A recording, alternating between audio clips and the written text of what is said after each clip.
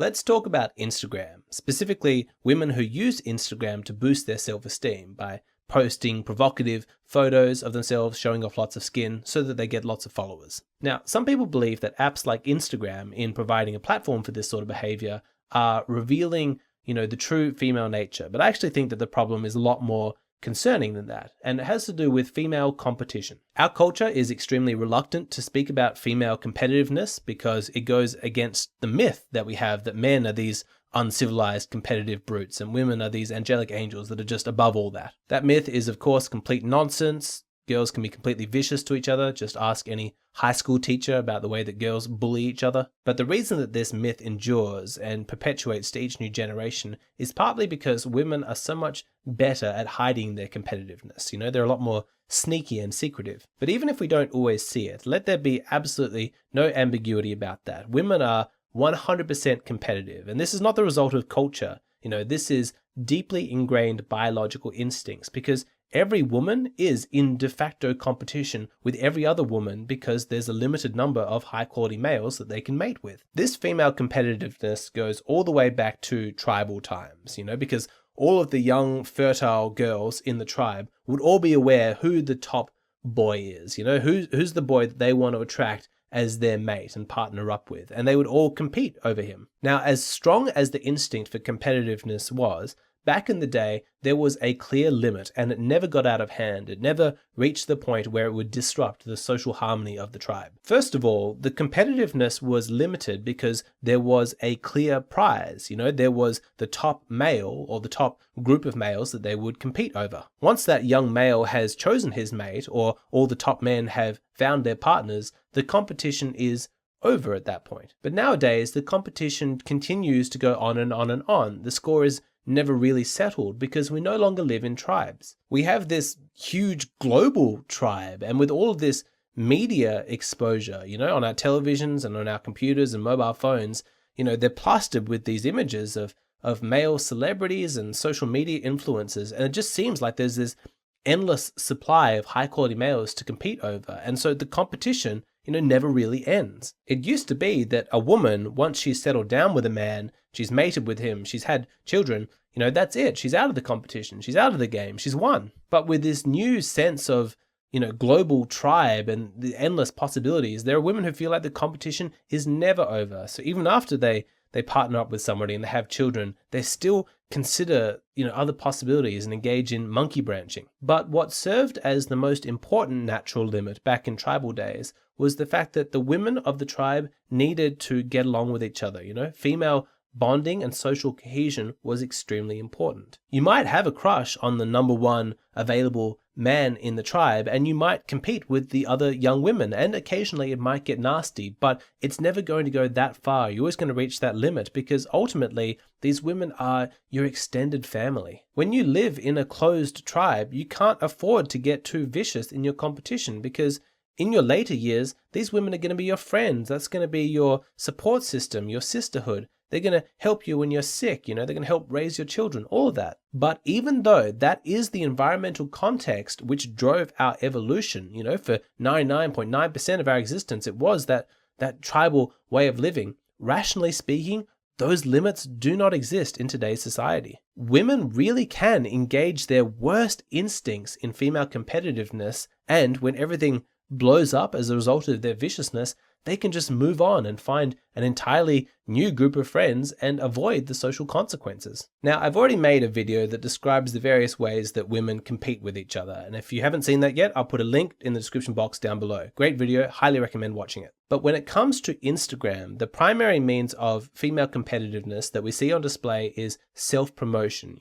advertising how desirable they are as a mate. They want everyone to see that it's them who gets the most likes, the most comments, the most views, the most followers, all those metrics. What that data proves is that they're the most beautiful, the most desirable. They're better than all the other women. Now, of course, self-promotion is not new. That absolutely would have existed back in tribal days. But in order for you to really understand why Instagram in particular is so dangerous when it partners up with this instinct, you need to see and appreciate the difference between quality and quantity. Remember earlier when I said that female competition has a clear purpose, and that is to attract the attention of the top quality male in the tribe. You see, back in tribal days, it didn't really matter to that girl whether or not all of the low value men in the tribe liked her, because she can't have children with all of them. She doesn't want any of them. She just wants the genes of that top quality male. She's only interested in him. He is the quality choice. The quantity is irrelevant. What's more is that attention and affection from low quality males was actually a survival liability. The concern is that if one of the low value males starts talking to her and starts trying to date her and win her affections, that one of the high quality males might see them interacting with each other, and he might think, I guess those two might be an item. I thought that she was a viable partner choice, but she's going with him? She's not as high quality as I thought. This is why women can be really cruel and punishing when rejecting men that they don't like. They actually get angry at them.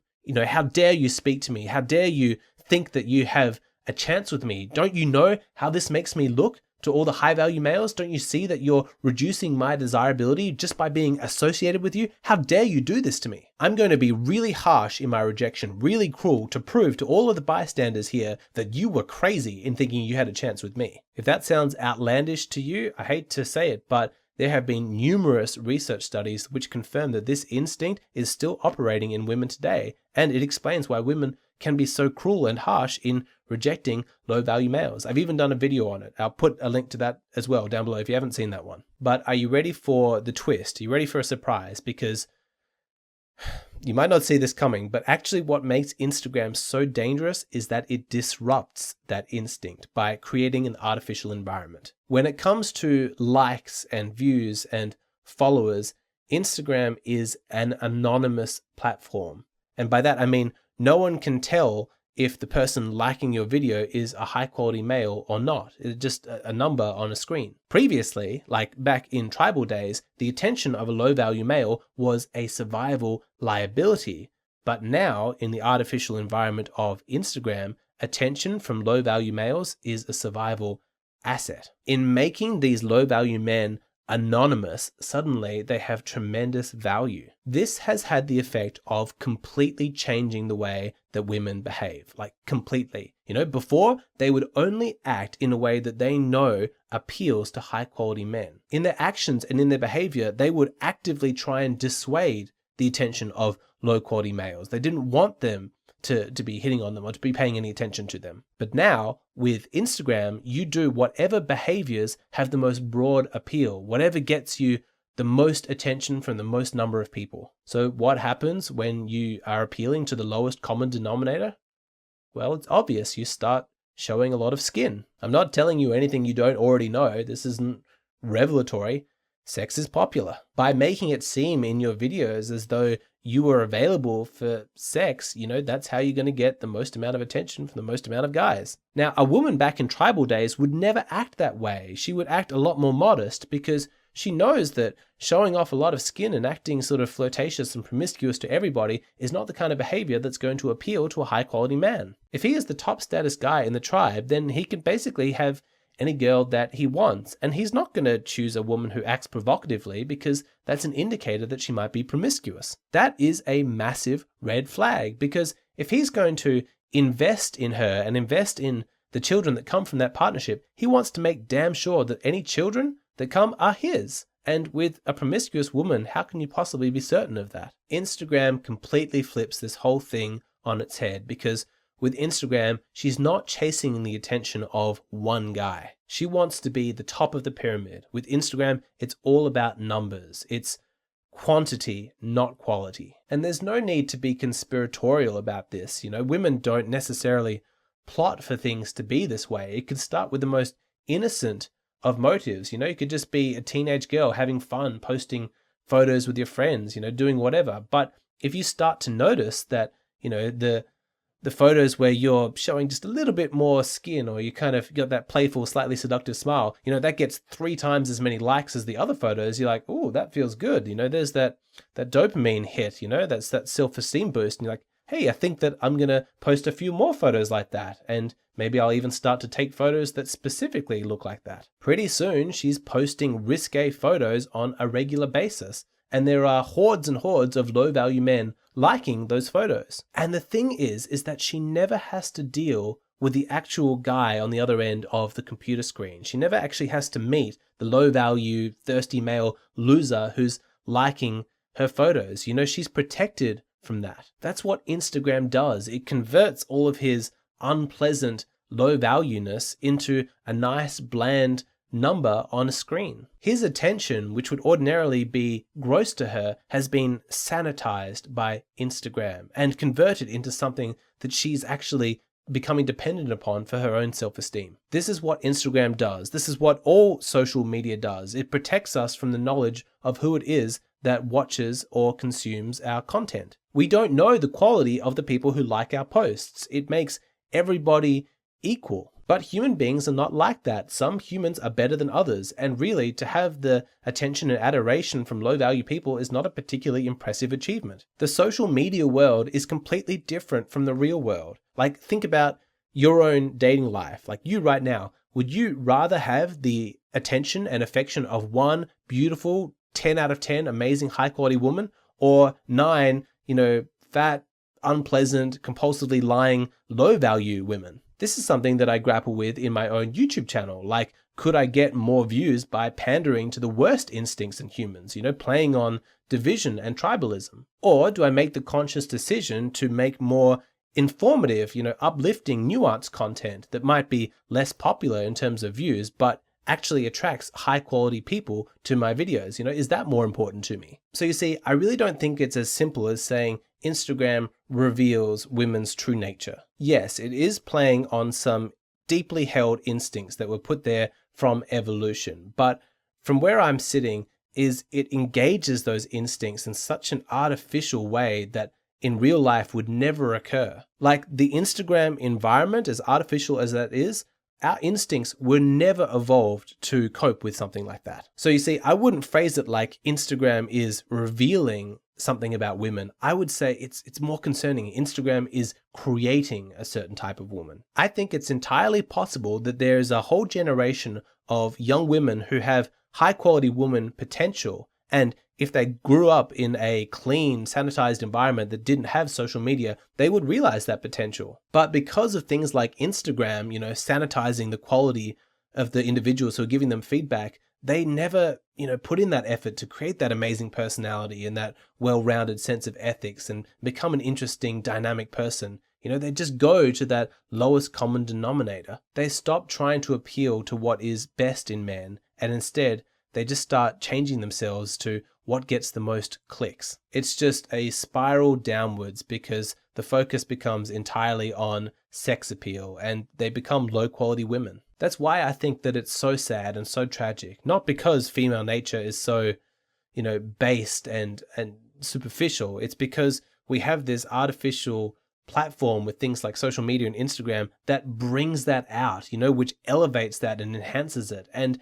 every year, because of that, there seem to be fewer and fewer high-quality women. I want to finish this video with a strong recommendation to watch the Netflix documentary, The Social Dilemma. It is a really important documentary, and especially important for any fathers out there who are concerned about their daughter's use of social media. Like, I'd say after watching that documentary, I would say don't let them, I wouldn't even limit the amount of time they could spend on it. I really don't think that any time on these apps is good for these girls. At least until they're old enough to make their own decisions, like if you can put it off until they're genuine adults. I really worry about the impressionability of young teenage girls and then potentially walking down a path they wouldn't want to walk down, except that those neurological reward mechanisms are just too tempting to be able to resist. The direction that a girl starts walking early on in her life can set her on a path, a trajectory that she might stay on for the rest of her life. And, if that limits her ability to attract a high quality man in the future simply because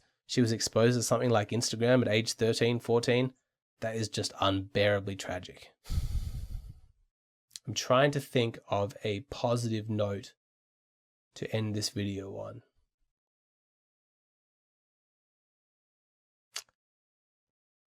I got nothing. What is the meaning of life? How do you get over a breakup? And what is the morality of older men dating younger women? All of these topics and many more are covered in exclusive videos available on my Patreon page. This includes my latest video, Is there an evolutionary explanation for why humans self-sabotage on their path of self-improvement? In this video, I talk about the instinct for self-survival and to what degree that is served or potentially limited by our desire to improve ourselves. I talk about the dangers of trying to do too much too quickly, and also self-sabotage as it relates to loyalty to a group or to your parents. Lastly, I go into a detailed explanation about the role that self-limiting beliefs and negative self-feelings have in keeping us safe, and the correct way to emotionally engage with those feelings in a way that doesn't make them feel alienated and in competition with the ultimate goals that you have, but in cooperation and integrated in an emotionally healthy way. If you want to know more about the instincts of self-sabotage and how to move past them, I highly recommend you check out this video. For every video that I post on YouTube, I post an additional bonus video on my Patreon page.